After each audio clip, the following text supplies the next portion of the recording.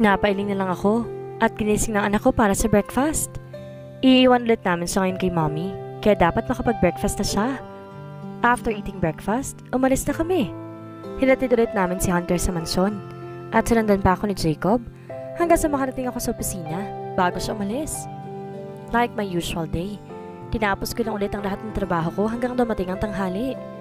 Jacob said that he's going to pick me up today for us to eat lunch together, kaya didiretso na ako sa parking lot dahil tinext niya ako kanina na daan doon daw siya at hinihintay na raw ako. Good afternoon, ma'am. I smiled at the employee who greeted me when I am at the lobby before walking again. Nakita ko si Jacob na nakasandal sa sasakyan pagkarating ko sa may parking lot. I smiled sweetly at him when our eyes met. Kumunot ang noo ko na nanlaki ang mata niya sa akin. He shouted my name while he is running towards me, making me curious more.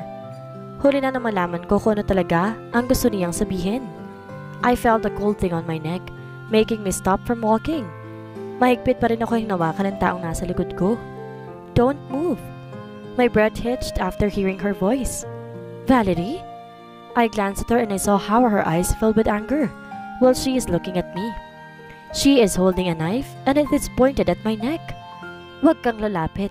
Kung hindi, papatayin kong babaeng to. Sigaw ni Valerie. Kay Jacob. My tears started to form because of nervous. I looked at Jacob who is looking at me using his worried eyes. Valerie, let's talk. You don't have to do this. Jacob said calmly, but his jaw is moving aggressively. Talk? Ano pang pag-uusapan natin, Jacob? I ask you to give me a chance. I ask you to love me. Pero anong ginawa mo? Wala. You turned me down, Jacob. Pinaasa mo ko. Galit na sigaw ni Valerie. I didn't. Maring ika ni Jacob. You did. Napatili ako na maramdaman ang pagdiin ng kutsilyo sa leeg ko. Kasunod ng malakas na muran, Jacob. Naramdaman ko ang pagtulo ng dugo sa leeg ko, kasabay ng pagtulo ng luha ko, at pagbilis ng tibok ng puso ko dahil sa takot. Fuck! Let go of her, Valerie. Mag-uusap tayo ng maayos. Si Jacob at patuloy na malapit sa amin. My tears are flowing down. I can't even stop it because of nervousness. Mas dumidin pa ang kutsilyo sa leeg ko at alam kong patuloy ng tulong dugo doon. My knees are also trembling because of fear. Pati pagtibok ng puso ko ay sobrang bilis. Bakit? Mamahalin ba ako kapag pinakawalan ko siya? Hindi naman, hindi ba? So I might just well kill her. Valerie laughed hysterically behind me. Kasabay ng pagtawa niya ay ang pagdiin pala ng hawak ng kutsilyo sa leeg ko na naging dahilan para mapasigaw ulit ako dahil sa takot. My heart is hammering so fast in my chest right now. Di ko alam kung anong gagawin ko ngayon. Valerie, please, mag-usap tayo na maayos. Jacob said calmly, but I can see that his eyes are really alerted for what may happen. Jacob is walking towards me, and his eyes shouts concern and fear. Umawang ang labi ko para magsalita nang idiin ulit ni Venus ang kutsilyo sa leeg ko. I bit my lower lip to stop myself from sobbing. I am aware that my face is already wet right now because of my non-stop tears. Isa lang naman ang gusto ko, Jacob. Love me. Yun lang naman. Or if you want, pakasalan mo na lang ako. Ako na lang, Jacob. Valerie said desperately. Mabilis na rin ang paghinga ko dahil sa namumuong tensyon sa sarili. Abot-abot ang kaba ko dahil sa ginagawa ni Valerie ngayon. Does she have an illness? May sakit ba siya sa utak? Why is she doing this? Alam kong mahal niya si Jacob, pero sobra naman na yata to. This is absurd. Kahit ako hindi aabot sa puntong ganito kapag hindi ako minahal ng taong mahal ko. I won't hurt someone just to have the person I love. Masyado na naman yata yun. Fine, I will marry you so let her go, Valerie. Si Jacob. I looked at him and widened eyes, and he is also staring at me. He looks like he is taking to me and talking to me using his eyes. That's why I know that he is just fooling Valerie. I don't think that Valerie will fall for his trap, but it is possible. If Valerie really have an illness, kung may sakit talaga siya sa utak, posible hindi niya naiisipin kung nagsisinungaling ba si Jacob. I glanced at Valerie when her hold from me loosened. She looks like she is really believing Jacob. Really? Ika pa ni Valerie. Jacob saw that and his jaw clenched and he licked his lower lip. Parang ayaw niyang sagutin yung tanong ni Valerie pero kailangan. Of course, Jacob answered shortly. Valerie's lips rose up for a wide smile before she slowly put the knife down and let me go. I gulped while watching her every move. Based on what she looked right now, I know that she really has an illness. Actually, matagal ko na yung iniisip dahil sa ginawa niya rin years ago. Pero hindi ko nakalang totoo palang akala ko. Lumayo kagad ako kay Valerie nang pinakawalan niya ako. She immediately ran to Jacob and she hugged him tightly. Jacob is staring at me while he is hugging Valerie back. Nakita ko pa malaking ngiti ni Valerie habang mahigpit niyang niyayakap si Lucas. I suddenly felt a dagger slowly piercing my heart. I know that he is just fooling her but it still hurts. Lalo na nga't si Valerie niyayakap niya ngayon. I gasped when Jacob harshly grabbed the knife on Valerie's hands. Nanlaki din ang mata ni Valerie at nagtatanong ang mga mata niyang nakatingin kay Jacob. Jacob only overlooked at her with emotionless eyes, but his jaw shouts anger because it is clenching and moving aggressively. Why? I heard Valerie. She even tried to touch Jacob. But Jacob harshly put her hand away. Mas nanlaki pa ang mga mata ni Valerie dahil doon at kasunod doon ang pagdating ng mga pulis. I was also shocked because of what's happening. That is why I was nailed on my place. Gulat din ako kaya hindi ako agad nakagalaw. Valerie is shouting while the police are putting handcuffs on her hand. She is shouting desperately and blaming me for everything. Di ko alam kung anong mararamdaman ko. Maaawa, magagalit, o malulungkot. I don't know. I can't even believe that she can do things like this because of her obsession for Jacob. Jacob ran to me and immediately hugged me tightly, making me go back to reality. Di ko alam na kanina pa pala ako maraming iniisip. I also hugged him back, but it's not tight, just like his hug, dahil pakiramdam ko'y nangihina pa rin ako. My hands are still trembling because of what happened earlier. Are you okay? Si Jacob. Hinahaplos niya ang buhok ko like he is calming me down. Di ko na napigilan ng sarili at binauna mo ka sa leeg niya. My tears start to stream down again. Tuloy-tuloy ang pagturo ng luha ko at malakas rin ang kumakawalang higpi sa labi ko. Are you okay, babe? Si Jacob at tinawakan na magkabay ng balikat ko. My eyes are blurry because of my tears while I am looking at his face. He looks really worried and scared when he saw the wound at my neck. You're bleeding. I'll take you to the hospital, he said and pulled me. Hinila ko rin siya pabalik at napahawak pa ako sa leeg dahil sa biglaang pagkirot noon. I am fine. My voice shaked. No, you're not, he said sternly and pulled me again. He talked to a police first before taking me to his car. Pinagbuksan niya ako ng pinto sa shotgun seat bago ako sumakay doon. He looked so serious. Nakaigting rin ang panga niya at hindi makatingin sa akin. He is not saying anything while we're on our way to the hospital. Napangiwi ako nang maramdaman ng pagkirot ng leeg ko nang lumunok ako. Are you okay? Natatarantang ika ni Jacob na makita niyang itsura ko.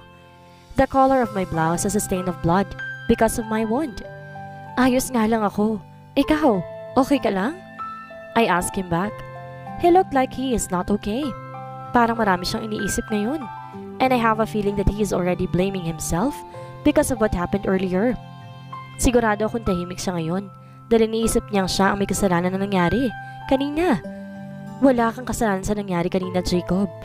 Kung may sisisihin man tayo sa nangyari, si Valerie yun dahil siya may kagagawa ng lahat. I said because he just stayed quiet. I saw how his hold at the steering wheel tightened, flexing his biceps a bit. Umigting din ang pangan niya. It's my fault. He swallowed hard. Valerie has a mental illness, and I know that already. Matagal na. My eyes widened because of what he just said. What? That is why I'm always with her, because my uncle asked me to. She is their adopted daughter because they can bear a child. That's why they treasure her so much. He stopped talking and glanced at me. I raised my brow to urge him to continue talking. Valerie is obsessed with me. That is why. My uncle wants me to always stay with her. Kaya na nakikita mo kaming lagi magkasama, hindi ko ginusto yun. I am just following my uncle's order. He explained more. So you already knew that Valerie has a mental illness? I asked. He glanced at me again and he clenched his jaw shortly. Yes, he whispered huskily. Di na ako nagsalita pagkatapos noon. Napatitig na lang ako sa suot na singsing na may konting bahid ng dugo dahil sa paghawak ko sa sugat ko kanina. My wound is not deep, but it is just bleeding so hard. I glanced at Jacob again, and I saw him glance back at me. He still looked worried, that's why I held his arm softly. I am fine, I assured him with a smile. He exhaled deep after that. Pinagsalikop niya mga kamay namin at ipinatong yun sa taas ng hita ko. He did not let go of my hand and he is holding me tightly until we arrived at the hospital. Pagkapasok pala namin sa ospital, nagsitakbuhan kaagad ang mga nurse papalapit sa amin, kasamang isang babaeng doktor. I wonder if he already told them earlier that we are coming here. Mukha kasing pinaghandaan talaga nila ang pagdating namin. They immediately took me into a room and treated my wound immediately, while Jacob is watching me intently.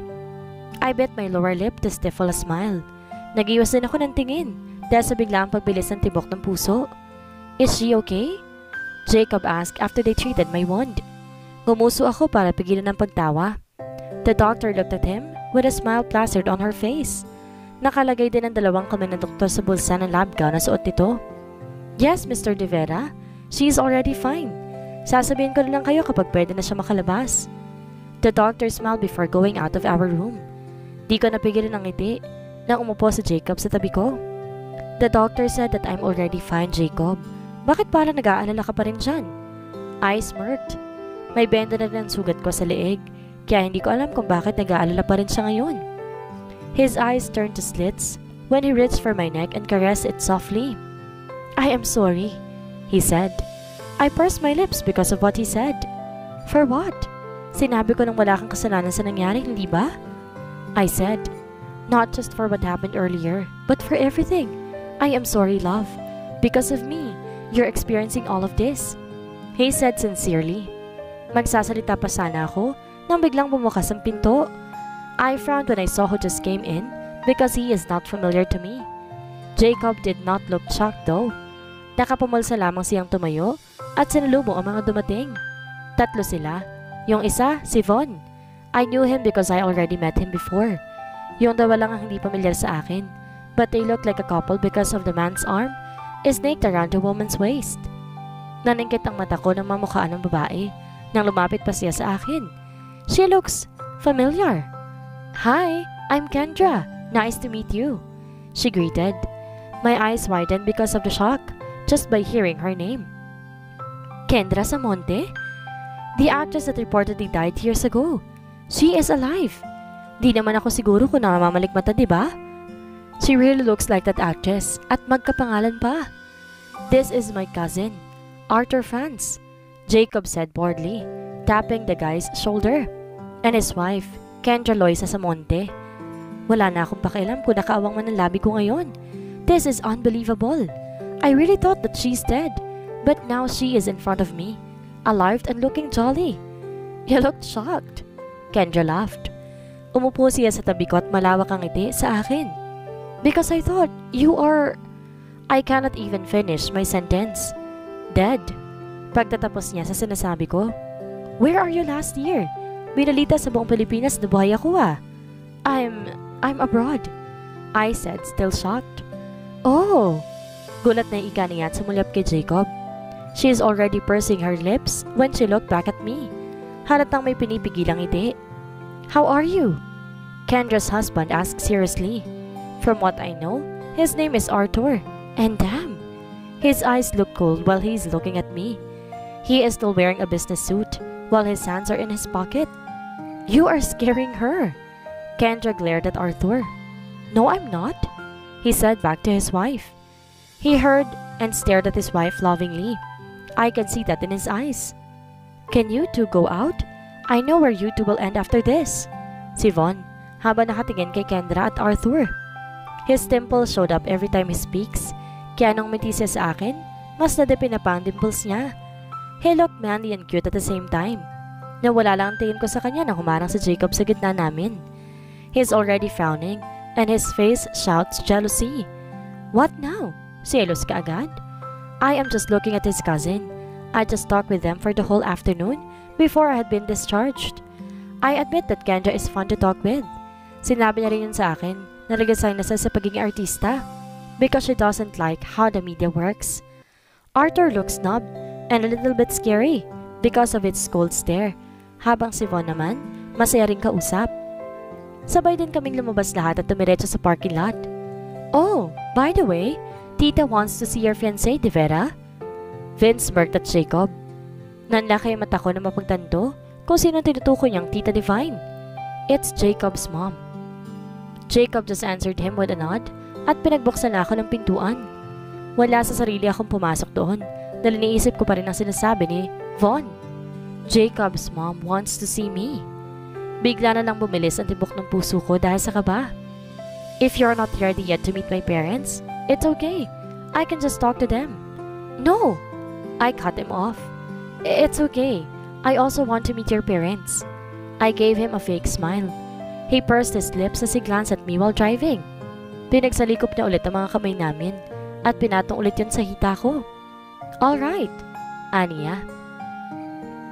Sa mansyon kami dumiretso dahil susunduin pa namin si Hunter, and as expected, nagpanik si mommy na makita ang sugat ko sa leeg, kaya wala akong choice kundi ikwento sa kanya kung ano nangyari.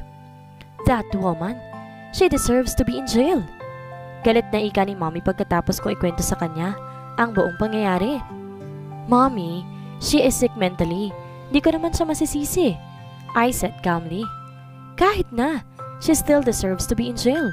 I can't believe that she has the nerve to do that. So absurd. Hanggang sa magpaalam kami para makauwi na, di pa rin humihinto sa kakadada si mommy tungkol sa nangyari kanina. I just shrugged at all of until we arrived at Jacob's condo. Natulog kaagad si Hunter dahil kumain na kami sa mansyon kanina. Ako naman, nag-shower na bago humiga sa kama. Jacob is already sitting on the bed while his back is leaning against the headboard. He is just wearing a shirt and a shorts when I went out of the walk-in closet. Nahiga ako sa tabi niya pagkatapos kong patuyuin ang buhok. My eyes widened when he suddenly hovered on top of me. What? I asked accusingly.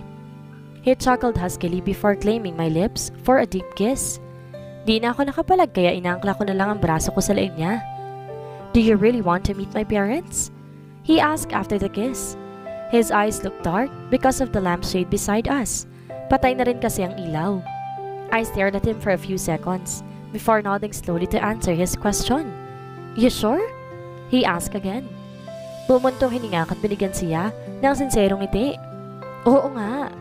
I smiled sincerely. Matagal niya pa akong tinitigan bago siya humiga sa tabi ko at marahan akong hinila para sa isang yakap. Siniksik ko ang sarili sa dibdib niya habang mahigpit ang yakap niya sa akin. I felt him kiss the top of my head before slightly planting a kiss on my neck. Good night, babe, he whispered sweetly. I bit my lower lip because of the sudden fast beating of my heart before I buried myself more to his body. Good night then. I paused and looked up at him.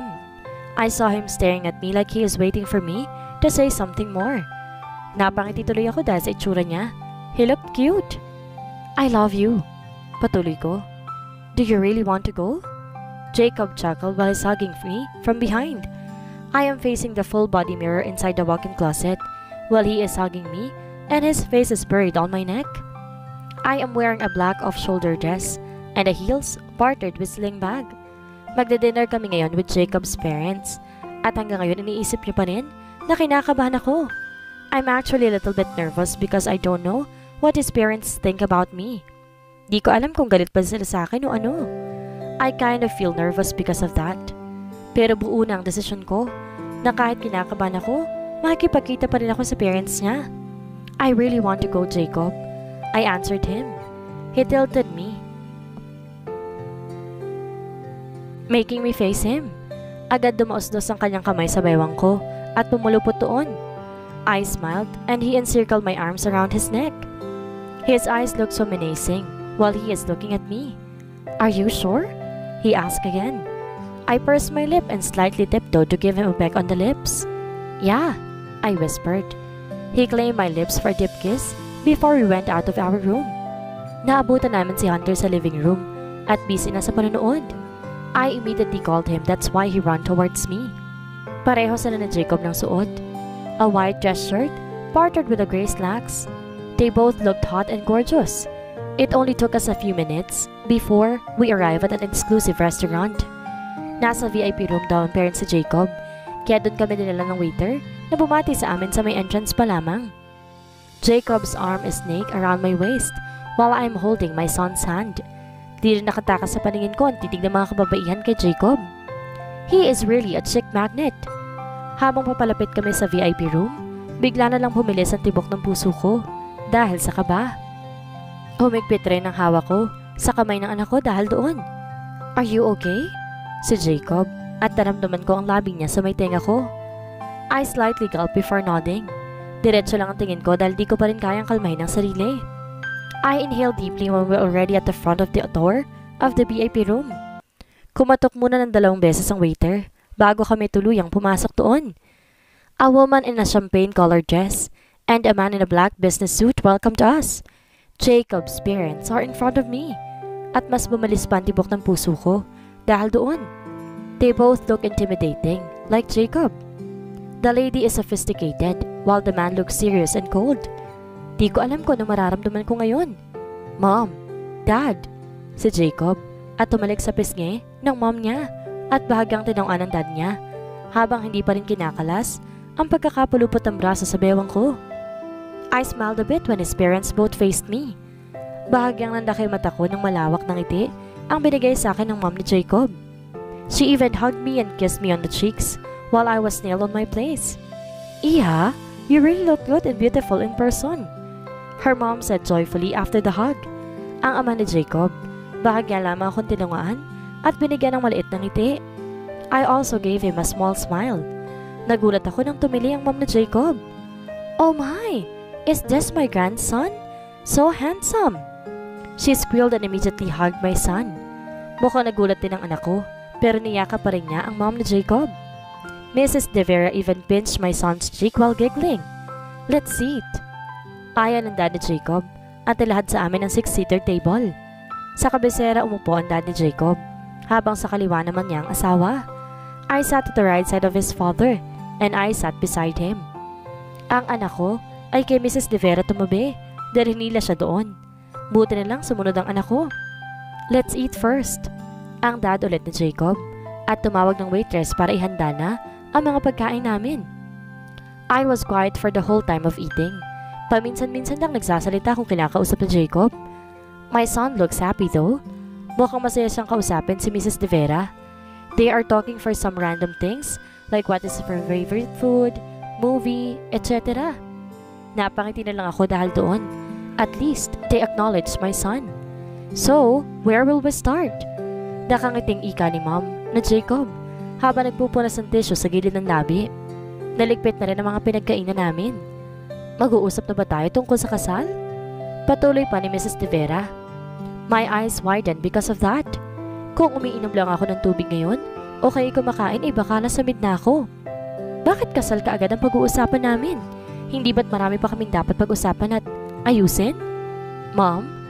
Jacob said sternly like he wanted to stop his mother from talking more. What? I just wanted to ask the both of you. Di pa rin ba kayo natutuloy ang kasal hanggang ngayon? You already have a son, for goodness sake.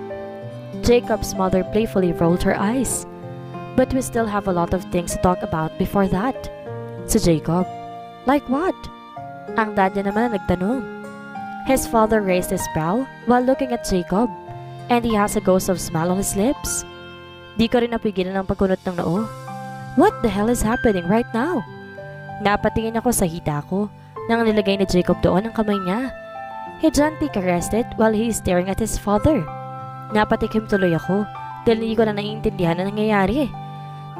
I thought we're going to talk about what happened years ago. Yung pagtakas ko po sa kasal. I asked and looked at his parents. Ngumisi ang dad ni Jacob habang ang mama niya naman ay mahinang natawa. We don't have to talk about that, dear. We clearly understand why you ran away before. Kung ako nasa posisyon mo, baka ganun din ang gagawin ko. It's just that napilit lang anak ko kaya tinuloy pa rin namin. Mom? Si Jacob at pinutol ang pagsasalita ng mom niya. I pursed my lips because it looks like his mother almost said something that is supposed to be hidden. Oh! Natawa ang mom niya habang ang dad niya ay napahalakak rin. Seriously? I thought we're going to have a heavy atmosphere right now. Pero hindi pala. Everything seems so light. So, saan na ba tayo? His mother looked up like she is thinking, "The wedding! Kailan na ba?" I frowned and looked at Jacob. He is already pursing his lips while looking at his mother. He caressed my thigh again before his hand went to my hand. Inangat niya yun at pinagsalikop niya mga kamay namin bago niya yun ipinatong sa lamesa. Napunta tuloy doon ang tingin ng mga magulang niya at parehong nanlaki ang mga mata nila. The ring! They saw it! Maybe this? Jacob smirked.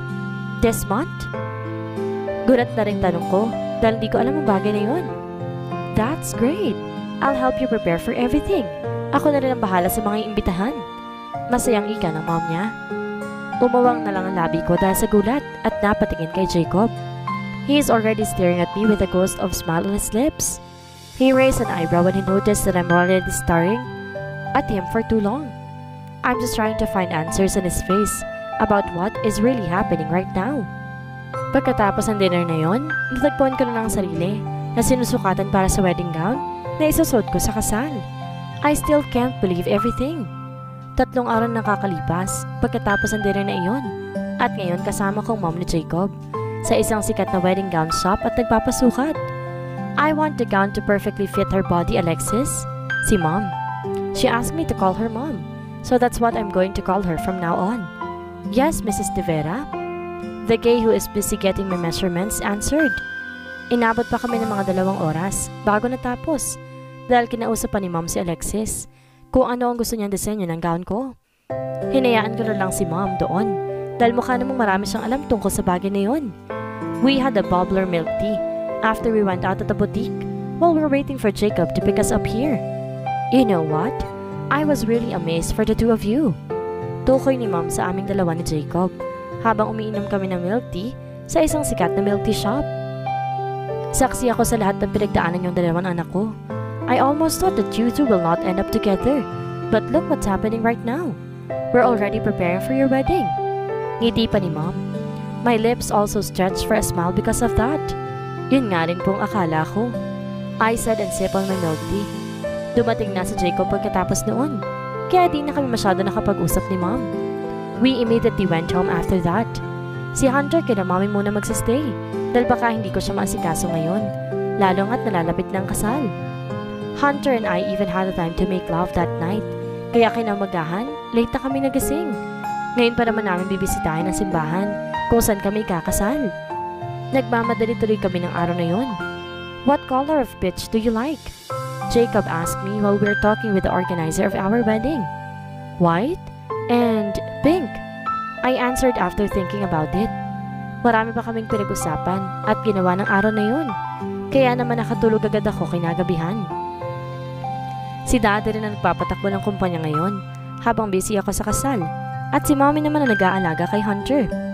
Sometimes, Sebastian is visiting me here in our condo, but he's only staying here for a few minutes because of Jacob. Intense case. Ilang beses ko na bang sinabi sa kanya na wala nga talaga na magitan sa gitna namin ni Sebastian. We are only friends from the very beginning. Pero hanggang ngayon, pinagseselosan niya pa rin si Sebastian. A few weeks passed and the day of our wedding came. Di kami magkasama ni Jacob ngayon dahil di naman kami magkasama natulog kagabi. Nasa mansyon namin ako habang siya nasa mansyon naman nila. The makeup artist is busy on my face while the hairstylist is busy on my hair. My mom is beside me and she is already wearing her gown. Pasimple niyang tinatago minsan ang mukha habang pinapanood ako. I know that she is crying. That is why her eyes are bloodshotted. I smile by myself and carefully wear my gown. Marami pang tumulong sa akin habang sinusuot ko napakabonggang gown na ito. I hugged my mom tightly when I already wore my gown. Humigpis siya sa balikat ko pero hindi tuluyang umiyak. Maybe she doesn't want to mess with her makeup. Mom, why are you crying? I asked. Di ba kayo masaya na ikakasal na ako? Of course, I'm happy. I'm crying because of my tears of joy. Di ko na inakala na mapapaagang kasal mo. At di pa ako gaanong kahanda para pakawalan ng nag-iisang anak ko. My mom sobs. Mommy, di mo naman ako pakakawalan eh. I'm always be here by your side. Kahit mag-asawa ko, hindi ko kayo kakalimutan at iiwan. You are my parents, so I will never leave you. A lone tear escaped my eyes. Agad ko yung pinunasan at ginitian si Mommy. She also gave me a wide smile before we went out of the room. Mabilis ang tibok ng puso ko habang nasa daan kami papuntang simbahan. I am holding my mom's hand tightly. Si Daddy nasa kabilang tabi ko rin at seryosong-seryoso mukha. I am really nervous right now. Pagkarating sa tapat ng simbahan, mas tumambol pa ang puso ko. I exhaled deeply to calm myself, but it did not help a bit. Nasa magkabilang gilid ko si Mommy at Daddy sa loob ng simbahan, habang nasa gilid ako ng pinto para hindi makita. The big double doors closed again before it opened wildly when I'm already in front of it. Umawang ang labi ko dahil sa pagkamangha sa disenyo ng simbahan. The white and flower perfectly combined with the colors of the walls of the church. Kahit ang carpet na nilalakaran sa gitna, bumagay rin. My gaze then turned to the man who is standing beside the altar. He is wearing a tuxedo with a necktie and slacks. I swallowed hard when our eyes met. I badly want to stop my tears from falling but I can't. Tuloy-tuloy nang tumulo iyon hanggang naglalakad ako papalapit sa kanya. I am holding my bouquet tightly. Mas tumulo pang luha ko nang makitang bahagya na rin siyang nagpunas ng luha. He is crying. I can't believe that this is happening right now. Akala ko hindi na mangyayari ang bagay na ito. I always thought that there will be no chance for us to get married. Ang akala ko hihinto na sa pagiging runaway bride ko ang relasyon naming dalawa. But every idea that I had before is wrong. All of the opposite of it happened. Dahan-dahan ko nilagay ang kamay sa nakalahad na kamay ni Jacob. He held my hand tightly after that before we went in front of the altar. We exchanged vows and followed the whole ceremony before we faced each other to put wedding rings in each other's hands. He slowly slid the ring inside my ring finger, and I also did the same. You may now kiss the bride. Yun ang sinabi ng pare bago iniangat ni Jacob ang suot kong wedding veil. I gave him a wide smile after he removed my veil. His eyes are bloodshot. Mukhang kagaling lang sa pagngak. I gasped when he snaked his arms around my waist and pulled me closer to him. He is staring at me lovingly, and I know that my eyes are the same. His hands went to my jaw and he caressed it a bit before he pulled me closer to him for a kiss. It is just a peck. I love you, my wife, he said and smiled. Napangiti pa ako dahil doon at kinagat ang pang ibabang labi. Hinawakan ko rin ang panga niya at ang maliliit niyang balahibo doon ay nagdulot ng kiliti sa palad ko. I love you more, my husband, I said before he kissed me again. This time it's deeper. I love you more and more and more, up to the eternity, my love. You know that, he whispered before claiming my lips again in front of the people inside his church. My runaway bride before is now my wife. Kahit anong mangyari, di ko na ulit siya pakakawalan. Kahit anong pagsubok ang dumaan sa buhay namin, hindi ko na siya bibitawan. In our journey, I learned two things. First, trust is important in a relationship. You should hear each other's side before deciding. You should judge each other because that's what makes you stronger. And second is forgiveness. Everybody deserves a chance. Kung mahal mo isang tao, tanda man siya magbago. Bakit di mo siya papatawarin? Trust and forgiveness are always needed in a relationship because it will make your relationship stronger and tougher. What are you doing? I asked my wife before I hugged her from behind. Cooking, she answered while smiling. I held her chin and gently tilted her head for her to face me. She is smiling widely when I gave her a peck on the lips. Masusunog yung niluluto ko, she pouted. Then let's be quick, I smirked. Nanlaki ang mata niya dahil sa sinabi ko. Jacob, mamaya makita pa tayo ng anak mo. Muntik na nga tayo makita na nung nag-ano tayo dito sa kusina eh, she whispered while staring at me. Malikot pa ang mata niya dahil baka gising ng anak na iyon. I pursed my lips and just claimed hers to stop her from talking. Hindi siya nagpumiglas at ina-expect ko na iyon. She encircled her arms on my neck and I pulled her more closer to me. A soft moan escaped his lips when I bit her lower lip gently. Don't leave me again, I whispered huskily while my forehead is leaning against hers. She smiled sweetly to me before he softly caressed my jaw. She bit her lower lip to stop her smile from going bigger. I will never leave you again, my babe, never. She smiled and slightly tiptoed to give me a kiss. Naging masaya ang pagsasama namin ni Jacob at ng mga anak namin. Kailangan natin sa buhay maging matatag na kahit anuman ang pagsubok sa buhay, patuloy tayong lumaban at magpursige. At dito na po nagtatapos ay ika-30 kabanata ng kwentong The Possessive Billionaire. Sana patuloy niyong subaybayan ang susunod ko pang uploads. Maraming salamat!